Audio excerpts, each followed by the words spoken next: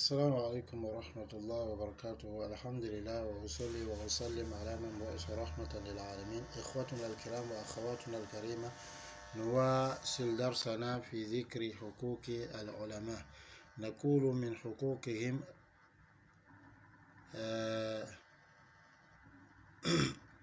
صون أعراضهم والذب عنهم في الحق، وهذا الحق يقوم على عدة أمور. صدور الخطأ والزل من العالم لا يبيح الوقوع في عرضه.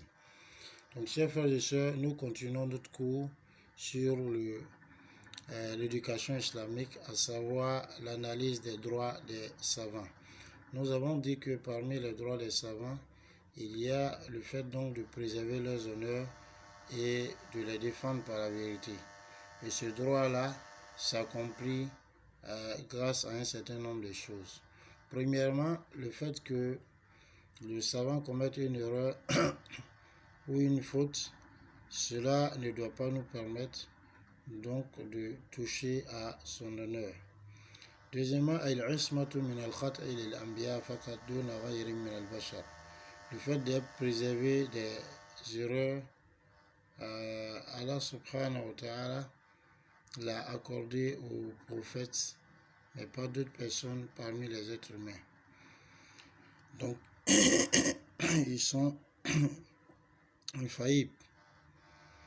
Ensuite, al-alimu idha qusida isabatul haq fi ijtihadi fa huwa imma musibun lahu ajran aw mukhti'un maghfurun lahu ajrun wahid. Qala Rasulullah sallallahu alayhi wa sallam idha hakama al-hakim fajtahada fa asaba falahu ajran wa idha hakama fajtahada fa akhta'a falahu ajrun rawahu Abu Dawud wa Tirmidhi.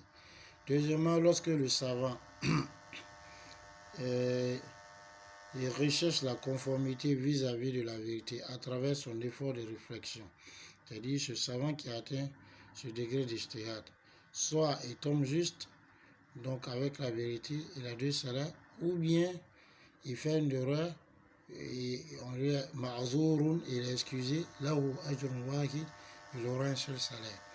À ce sujet, Rasul dit sallallahu alayhi wa sallam, lorsque le juge a jugé, il fait l'effort de réflexion et qu'il tombe juste, il aura deux récompenses. Et lorsqu'il fait l'effort de réflexion et qu'il se trompe, il aura une récompense. Hadith rapporté par Abu Dawud at-Tirmizi ou identifié par Al-Albani. فمن أظهر الله على خطئه وجعل له أجرا فأهر بالمسلمين عذره وحفظ مكانته. Donc celui qu'Allah subhanahu wa ta'ala a excusé par son erreur et lui a donné une récompense, il convient le plus aux musulmans de l'excuser et de préserver son honneur et sa place. العالم إذا كان من أهل السنة واشتهر علمه وظهر فضله ينتفع بعلمه ولا يتابع على خطئه. Lorsque le savant fait partie des gens de la sunna et que sa science est diffusée et que son mérite est vraiment extériorisé, donc on profite de sa science et on ne cherche pas donc à le suivre ou à le juger par rapport à ses erreurs. قال ابن القيم رحمه الله ومن له علم بالشرع والواقع يعلم قطعا أن الرجل الجليل الذي له في الإسلام قدم صالح وآثار حسن وهو من الإسلام وآله بمكان قد تكون منه العفو والزلة وهو فيها معذور بل ومأجور لاجتهاده يجوز أن يتبع فيها ولا يجوز أن تهدر مكانته وإمامته ومنزلته من قلوب المسلمين. Ibn Qayyim dit rahimahullah, celui qui a une science de la législation et de la réalité, il sait pertinemment que l'homme grand qui a sacrifié beaucoup pour l'islam et qui a de très beaux effets c'est dit de très bonnes actions, et qui a une place honorable auprès de l'islam et de ses gens, il peut avoir des erreurs, des imperfections dans laquelle il est excusé. Il dit plus dans laquelle il est récompensé pour son effort de réflexion. Fala yajuzu an yuttaba fiha. Il n'est pas permis qu'on le suive dans son erreur. Donc on ne le suit pas dans son erreur. Wala yajuzu an tadira makanatuhu wa imamatuhu.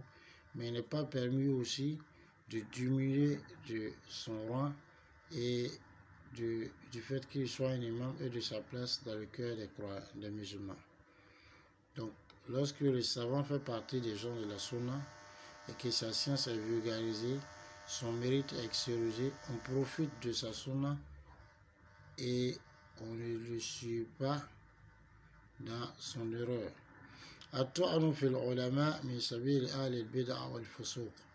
Donc, le fait de dénigrer les savants fait partie de la voie des gens de l'innovation et de la perversité.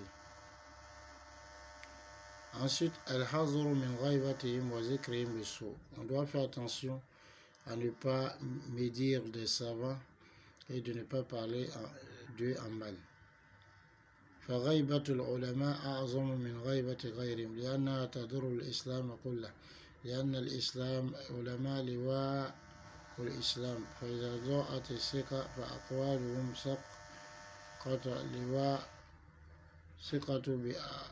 أقوالهم سقط لواء الإسلام وصار في هذا على الأمة الإسلامية في هذا ضرر على الأمة الإسلامية. Le fait de médire des savants, c'est plus grand que le fait de médire autre que les savants. Parce que le fait de les médire nuit à tout l'islam entièrement. Car les savants sont les porteurs Hamdatul Liwa et l'islam du drapeau de l'islam.